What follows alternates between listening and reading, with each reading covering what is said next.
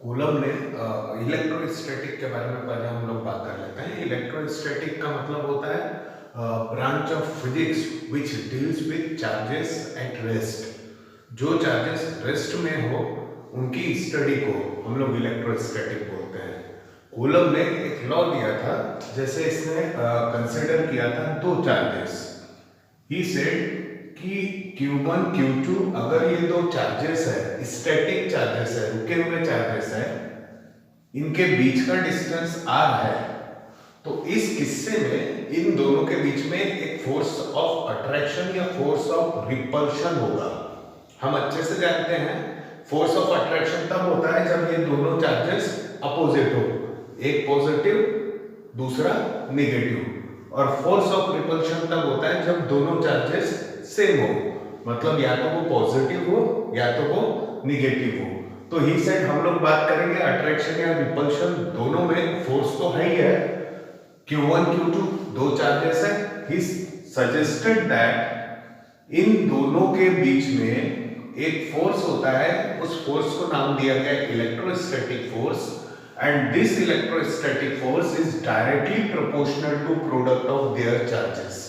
It means जितना ज्यादा charge होगा उतना ज्यादा ये फोर्स होगा। साथ ही साथ उसने दूसरी चीज ये बोला कि this force is inversely proportional to r square. मतलब फिर वही इनवर्स का रिलेशन है, जितना ज्यादा डिस्टेंस होगा उतना इनवर्स के रिलेशन में फोर्स कम होते चले जाएगा।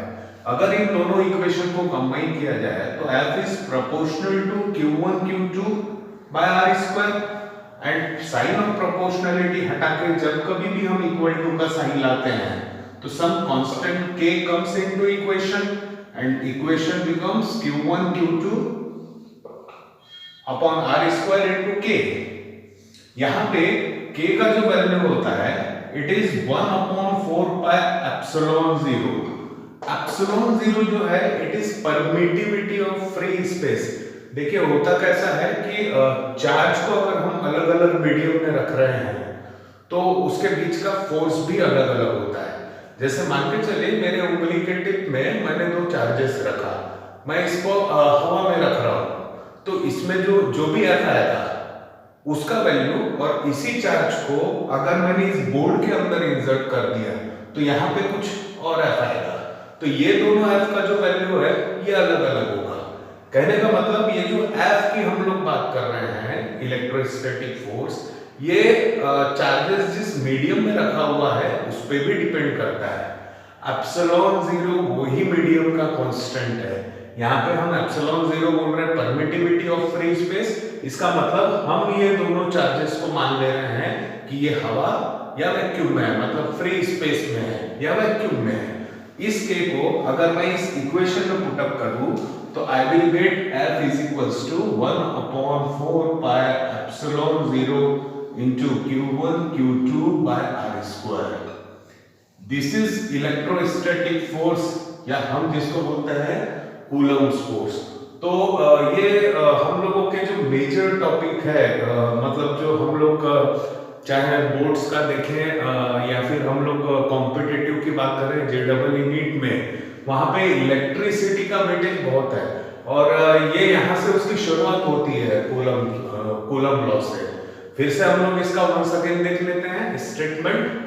द फोर्स ऑफ अट्रैक्शन और repulsion between two charges is directly proportional to product of their charges and inversely proportional to square of distance between them. This is Coulomb's law of electrostatic. Law of conservation of momentum. हमने momentum का definition देखा था, ये product है mass and velocity का। कहने का मतलब कोई अगर बॉडी मूविंग है तो उसमें मोमेंटम होगा, और मोमेंटम क्या होगा, जो उसका मास है m मल्टीप्लाइड बाय जो उसकी वेलोसिटी है v। Law of conservation of momentum ये हमारा अभी का टॉपिक है। इसमें हम बात कर रहे हैं एक बॉडी है जिसका की मास m1 है, एक ऐसी ही दूसरी बॉडी है जिसका की मास m2 है। ये दोनों बॉडी एक दूसरे की तरफ मूव हो रही है, एक दूसरे से ये टकराने वाली है। इसका वेलोसिटी जो है it is v1 and v2, और टकराने के बाद वाला वेलोसिटी जो है ये v1 डैश और v2 डैश। कहने का मतलब body having mass m1 moving with velocity v1 और कोलिजन नहीं हुआ, ये अभी जा रही है टकराने के लिए। Body mass m2 moving with velocity v2, ये दोनों बॉडी एक दूसरे की तरफ मूव हो रही है। फिर यहाँ पे ये दोनों बॉडी एक दूसरे से कोलाइड करेगी। कोलाइड करने के बाद ये बॉडी वापस इस तरफ और ये बॉडी वापस इस तरफ जाएगी। इसका वेलोसिटी आफ्टर कोलिजन हम मान लेते हैं v1 डैश और इसका वेलोसिटी मान लेते हैं v2 डैश। मोमेंटम की बात हम कर रहे हैं, तो इस बॉडी का momentum before collision it is m1v1, क्योंकि हमने बोला है मोमेंटम क्या होता है, product of mass and velocity. तो हम लोग बिफोर कोलिजन की बात कर रहे हैं, तो इसका मोमेंटम हो गया p1 is equals to m1v1। इसका जो मोमेंटम हो गया it is m2v2 before collision. टकराने के बाद इनका वेलोसिटी है बॉडी 1 का v1 डैश, बॉडी 2 का v2 डैश। तो टकराने के बाद इसका मोमेंटम हो जाएगा p1 डैश ले लेते हैं, that is equals to m1 v1 dash, और इसका जो है मोमेंटम हो जाएगा m2 v2 डैश।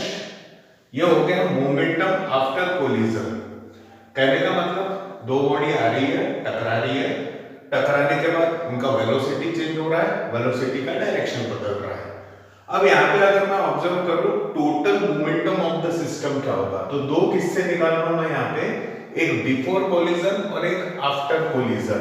तो बिफोर कोलिजन अगर मैं total momentum of the system की बात करूं, तो यहाँ पे एक बॉडी है 1 और दूसरी है 2। तो 1 का मोमेंटम और 2 का मोमेंटम दोनों का मेरे को सम करना होगा, m1 v1 plus m2 v2। ये हो गया इस सिस्टम का total momentum before collision. System में दो बॉडीज है, ये और ये, तो इन दोनों का मोमेंटम मैंने सम कर दिया, and that is equals to total momentum after collision. तो वो हो जाएगा m1 v1 dash after collision, इसका मोमेंटम वेलोसिटी चेंज हुआ है, plus m2 v2 dash. This is law of conservation of momentum. Statement में हम लोग बोलते हैं the total momentum before collision is equals to total momentum after collision. यहां पे ये जो कोलिजन है इसको हम इलास्टिक कोलिजन मानते हैं। अब what is elastic collision? Elastic collision एक ऐसा कोलिजन होता है जिसमें कि लॉस ऑफ वेलोसिटी या लॉस ऑफ काइनेटिक एनर्जी नहीं होती। देखिए समझिए इसको, जैसे मैं बात कर रहा हूँ एक ट्रक, ये दूसरा ट्रक, ये 40 की रफ्तार से 40 का वेलोसिटी से आ रहा है, ये 60 का वेलोसिटी से आ रहा है, दोनों का मास इक्वल है। ये जैसे एक दूसरे से टकराया, ये अपना 60 इसको दे देगा और ये अपना 40 इसको दे देगा। मतलब अब ये वाला जो ट्रक है ये मूव होगा 60 की रफ्तार से और ये वाला मूव होगा 40 की रफ्तार से। ये हो गया इलास्टिक कोलिजन। प्रैक्टिकली ऐसा नहीं होता, अगर दो ऐसे ट्रक टकरा रहे हैं तो आप समझ सकते हैं क्या होगा। लेकिन अगर हमने ये जो अभी बात किया कि ये इसने 60 अपना इसको दे दिया, इसने अपना 40 पूरा का पूरा इसको दे दिया, that is called elastic collision. Elastic collision हम लोग और डिटेल में पढ़ने वाले हैं, ये हमने बेसिक एक आइडिया लिया है, उसमें काफी सारी चीजें हैं। हम लोग जब न्यूटन्स लॉज ऑफ मोशन, एक चैप्टर है हमारा लॉज ऑफ मोशन, उसमें जब हम जाएंगे तो हम ये बात फिर से करने वाले हैं।